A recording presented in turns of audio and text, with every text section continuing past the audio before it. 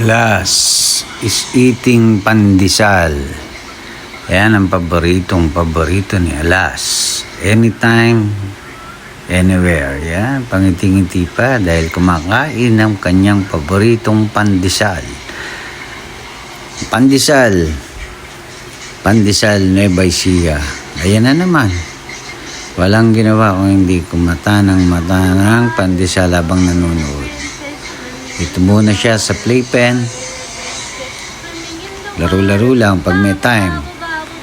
Ayun oh. Kasama ang voice ni Tita Frita, si Alas at barbershop. Napakabait dahil kasama ang kanyang tatay Ace. Hindi man lang siya naglilikot. Madaling kausap, mabait na bata. Saan ka pa? Si Alas Kador. Alas, number 1 sa kabaitan, number 1 sa kalikutan, number 1 sa kabulugan, number 1 sa lahat. Alas,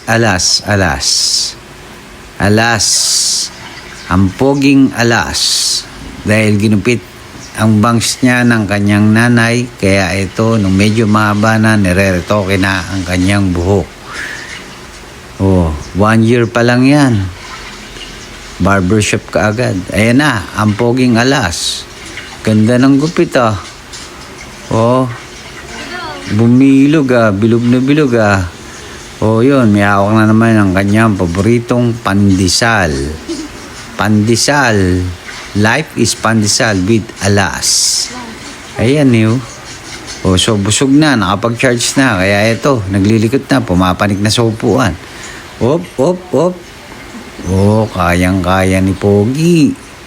Iba talaga ang pandesal ni Alas. Kanyang vitamins, pampalakas ng tuhod. Alas pandesal.